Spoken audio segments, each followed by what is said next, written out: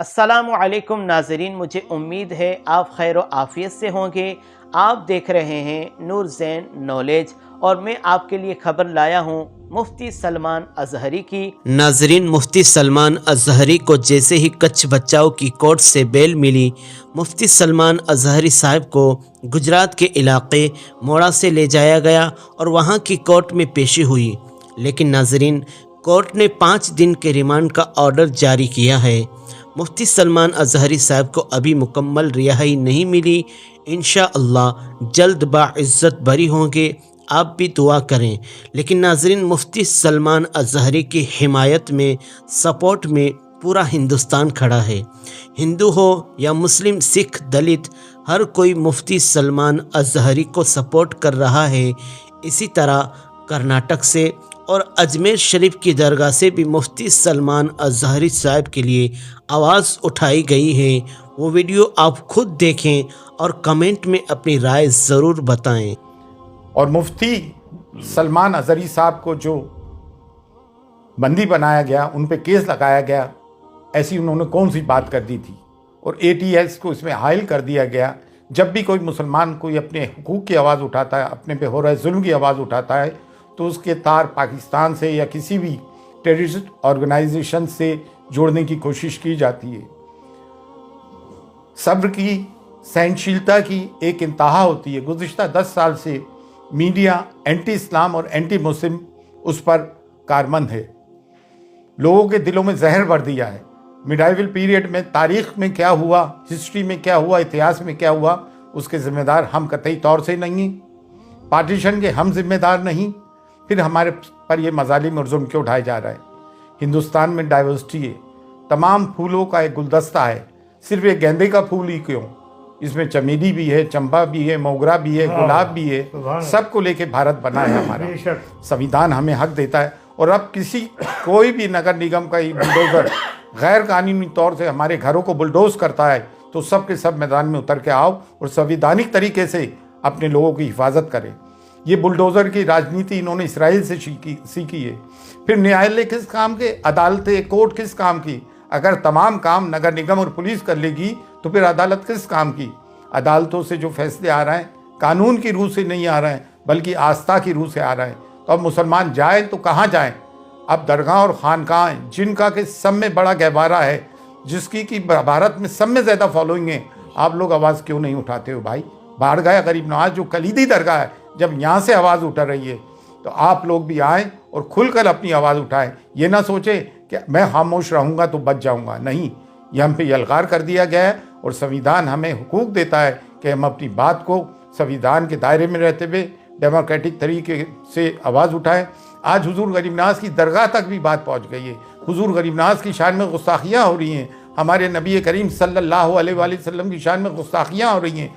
कब तक मुसलमान बर्दाश्त करेगा? और अगर मुसलमानों की इबादत गाहों पे बुलडोज़र चलने के बाद भी मुसलमान चुप है तो इससे बढ़ के मुर्दारी क्या होगी? लेकिन अल्हम्दुलिल्लाह अब मुसलमान जाग गया है, हम सब जाग गए हैं। बारगाह हुजूर गरीब नवाज से भी सदा बुलंद होती आई है और अब पुरजोर बुलंद हो रही है कि उठो और उठ के जुल्म के ख़िलाफ़ आवाज़ उठाओ। अगर अपने आप को हुसैनी कहते हो और जुल्म के ख़िलाफ़ आवाज़ बुलंद नहीं करते हो तो तुम कैसे हुसैनी हो? मसलकी इख्तलाफात अपनी जगह हैं, लेकिन मिल्लत की बुनियाद पर मसलकी इख्तलाफात को बालाए ताख रखो और जो लोग बोल रहे हैं उनकी हिमायत करो। आओ और बोलो मुसलमानों के जुल्म के ख़िलाफ़। फ़ी अमानिल्लाह, अल्लाह हाफ़िज़। शाफ़ी हो नाफ़ी हो तुम, वाफ़ी हो काफ़ी हो तुम, दर्द को कर दो दवा, तुम पे करोड़ों दुरूद। हालात बुरे हैं तो किसी का झंडा उठाने से सही नहीं हो जाते। आओ बारगाह मुस्तफ़ा में यूं कहो, या रसूल अल्लाह तुम हो हफीज़ व मुगीस, क्या है वो दुश्मन खबीस, तुम हो तो फिर खौफ क्या, तुम पे करोड़ों दुरूद। अगर नबी पाक साथ हैं तो फिर खौफ क्या है? किसी की जय विजय क्यों पुकारे? क्या गरज हमको, हमें काफ़ी है सैयद अपना नारा। या रसूल अल्लाह हमें काफ़ी है सैयद अपना नारा। बस मेरे अजीज़ों, मेरी गुफ्तगू का खुलासा ये है, ख़त्म इस बात पे करता हूँ, हालात की संगीनियों को देख करके इन वक्त के धारों में बदल जाने का नाम ईमान नहीं है। मुसलमान कभी तूफ़ानों में बहता नहीं है, आंधियों में भी खड़ा रह जाता है। टल न सकते थे जो जंग में अड़ जाते थे, पांव शेरों के भी मैदान से उखड़ जाते थे, हक से सरकश हुआ कोई तो बिगड़ जाते थे, अरे तेग क्या चीज है हम तोप से भी लड़ जाते थे। ये मुसलमानों की शान थी, न इनको दरियाओं की मौजों ने रोका कभी, न तेज और तर्रार तूफानों ने रोका कभी, न यूरोप के सख्त मैदानों ने रोका, न अफ्रीका के तपते हुए सहराओं ने रोका। ये बढ़ते गए, जिसको इकबाल कहता है थमता न था किसी से सैले रवा हमारा, किसी से रुकता नहीं था सैले रवा हमारा। हालात की वादियों में बह जाने का नाम मुसलमान नहीं है, तूफानों से टकराने वाले का नाम गुलाम मुस्तफ़ा होता है।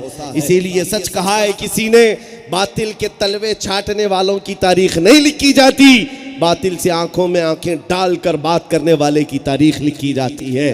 आज तुम्हारे साथ ये मामला है, इसलिए जमे रहो, डटे रहो और इस दीन पर कायम रहो। मैं किसी के छेड़छाड़ की बात नहीं कर रहा, जबरदस्ती जा करके किसी की चोटी खींचो, किसी को पकड़ो, नहीं, हमारा मिशन ही नहीं है। हम तो सिर्फ इतना कहते हैं, अपना सब कुछ गुंबद खजरा कल भी था और मेरे नबी से मेरा रिश्ता कल भी था, और इस पर जमे रहो मेरे अजीजों। हम दूसरों की बात ही नहीं कर रहे हैं। हुजूर पाक के दरबार में उन्हें जाना उन्हें माना, न रखा गैर से काम, लिल्लाहिल हम्द मैं दुनिया से मुसलमान गया।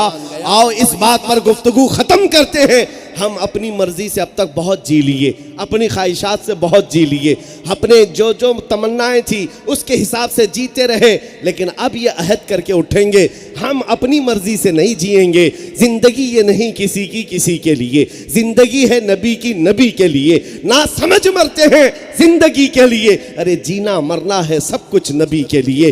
अर्ज करते हैं आका की दरबार में, या रसूल अल्लाह दहन में जुबान तुम्हारे लिए, बदन में है जान, हम आए यहाँ उठे भी वहाँ, जमीन और जमान तुम्हारे लिए, मकीन और मकान तुम्हारे लिए, चुनी न चुना, और या रसूल अल्लाह बने दो जहां, कौन देता है देने को मुंह चाहिए, अरे देने वाला है सच्चा, देने वाला है सच्चा, देने वाला है सच्चा।